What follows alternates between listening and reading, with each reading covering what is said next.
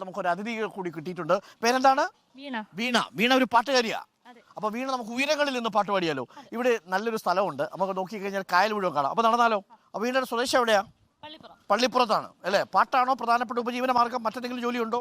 ഇല്ല, പാട്ട് തന്നെയാണ്. അപ്പൊ ഒരു വീണയുമായി നമ്മളിപ്പോ പൊന്നുംതുരുത്ത് കായലിലുള്ള മനോഹരമായ ഒരു സ്ഥലത്താണ്. ഇവിടെ നിന്ന് നോക്കിയാൽ ആ കായലിൻ്റെ ഒരു വലിയ വിശാലമായിട്ടുള്ള കാഴ്ച നമുക്ക് കാണാം. ഞാൻ ഇവിടെയാണ് നേരത്തെ സൂചിപ്പിച്ച ആ പൊന്നുംതുരുത്തിലെ ക്ഷേത്രമുള്ളത്. ദാ പ്രേക്ഷകർക്ക് അവിടെ കാണാൻ പറ്റും. ഇവിടെ നിന്ന് ഈ ബോട്ടിൽ പോയാൽ അങ്ങനെ ഒരു തുരുത്തുണ്ട്. ആ പൊന്നുംതുരുത്തിനുള്ളിലൊരു ക്ഷേത്രമുണ്ട്. ചെറിയ ക്ഷേത്രമാണ്, വലിയ പൊല്യൂട്ടഡ് ഒന്നും അല്ലാത്തൊരു ആംബിയൻസ് ആണ്. നല്ല മനോഹരമായ സ്ഥലം അല്ലേ വീണ? കൊള്ളാം അല്ലേ? നേരത്തെ വന്നിട്ടുണ്ടോ വീണ ഇവിടെ? മനോഹരമായ സ്ഥലം. അപ്പോൾ ഈ സ്ഥലത്ത് നിന്നുകൊണ്ട് പാടാൻ പറ്റിയൊരു പാട്ടങ്ങ് പാടിക്കൂ.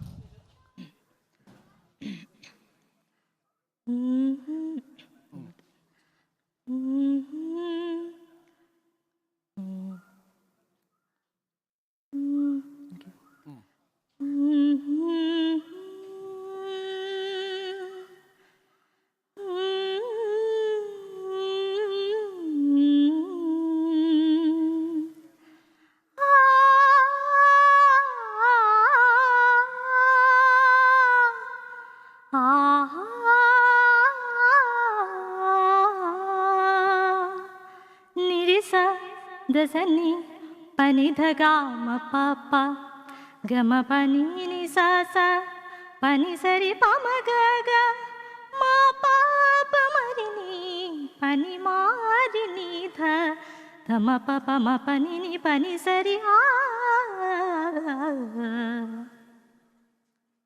മൈനാകം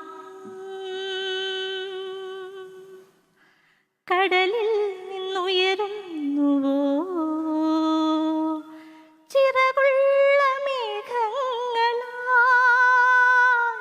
ശിശിരങ്ങൾ തിരയുന്നുവോ മഴനീർ കണമായി താഴത്തു വീഴാൻ വിധി കാത്തു നിൽക്കും ജലധങ്ങൾ പോലെ മൗനങ്ങളാകും വാത്മീകമെന്നും വളരുന്നു പടരുന്നു തളരുന്നു ഞൊടിയിടക്കകമെന്നും മൈനാകം. വീണയുടെ പാട്ട് കേട്ടു. വീണ സ്വദേശം ഇവിടെ നിന്ന് എത്ര ദൂരമുണ്ട്? പള്ളിപ്പുറത്താണ് അല്ലെ? പ്രൊഫഷണൽ ഗ്രൂപ്പിലൊക്കെ പാടാൻ പോകുന്നുണ്ട് അല്ലെ? മൊത്തം ചോപ്പുമാണ്. ബിജോയ് കൈകദാർഢ്യമാണോ? ആരാണ് ഈ മണ്ഡലത്തിൽ പോകാൻ സാധ്യത? LDF ആണോ, UDF ആണോ, BJP ആണോ? അത് നമുക്ക് ഇപ്പൊ പ്രഡിക്ട് ചെയ്യാൻ പറ്റില്ല. കടുത്ത മത്സരമാണ്. ഓക്കെ. അപ്പൊ പാട്ടുകാരെ വീണയും പറയുന്നു ഈ മണ്ഡലത്തിൽ കടുത്ത മത്സരമാണ്. അപ്പോൾ പ്രിയപ്പെട്ട പ്രേക്ഷകരെ, മനോഹരമായ പൊന്നുംതുരുത്ത് കായലിന്റെ പശ്ചാത്തലത്തിലാണ് നമ്മളിപ്പോൾ നിൽക്കുന്നത്. ചെറിയ ചെറിയ വള്ളങ്ങൾ, ചെറിയ ബോട്ട് സർവീസുകളൊക്കെ ഉണ്ട്. അപ്പോൾ പ്രിയപ്പെട്ട പ്രേക്ഷകർ വക്കം ഭാഗത്തേക്ക് വരികയാണെങ്കിൽ തീർച്ചയായിട്ടും പൊന്നുംതുരുത്തിൽ വരണം. നല്ല മനോഹരമായ കാഴ്ചയാണ്.